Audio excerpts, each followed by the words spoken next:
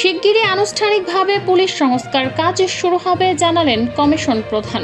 Police সংস্কারের জন্য সংশ্লিষ্ট কর্মকর্তাদের কাছ থেকে তথ্য নেওয়া শুরু করেছে কমিশন।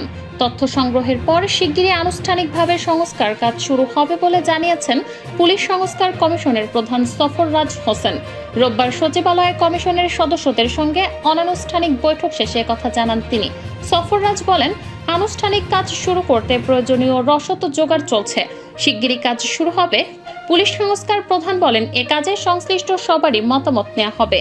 সময় পেলে ওয়েবসাইট তৈরি করে জনসাধারণের মতামত নেওয়া হবে।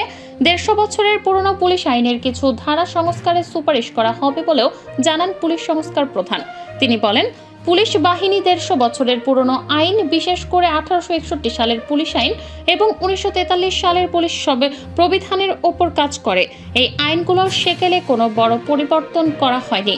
এসব আইনে প্রয়োজনীয় পরিবর্তন আনতে পুলিশ অফিসার, বিশেষজ্ঞ, আইনজীবী, সাংবাদিক সহ যারা এই আইনগুলো নিয়ে যারা কাজ করেন তাদের সবাইকে রাখার পরিকল্পনা করা হচ্ছে।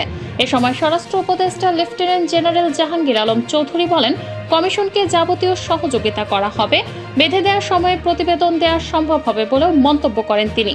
প্রসঙ্গত, গত 3 অক্টোবর পুলিশ সংস্কার কমিশন সহ 6টি সংস্কার কমিশনের পূর্ণাঙ্গ কমিটি গঠন করে গ্যাজেট প্রকাশ করে সরকার। সাবেক সচিব সফররাজ হোসেনের নেতৃত্বাধীন পুলিশ সংস্কার কমিশনের সদস্য হিসেবে রয়েছেন স্বরাষ্ট্র মন্ত্রণালয়ের জননিরাপত্তা বিভাগের অতিরিক্ত সচিব আবু মমতাজ সাদউদ্দিন আহমেদ, মাদকদ্রব্য নিয়ন্ত্রণ অধিদপ্তরের সাবেক মহাপরিচালক মোহাম্মদ ইকবাল, সাবেক বিভাগীয় কমিশনার ও যুগ্ম সচিব মোহাম্মদ হারুন চৌধুরী, পুলিশের সাবেক অতিরিক্ত মহাপরিদর্শক শেখ সাজ্জাদ আলী, পুলিশের সাবেক deputy inspector general Mohammad Golam রসুল, ঢাকা বিশ্ববিদ্যালয়ের আইন বিভাগের অধ্যাপক শাহনাজ হুদা, মানবাধিকার কর্মী ASM নাসির উদ্দিন এলান ও শিক্ষার্থী প্রতিনিধি।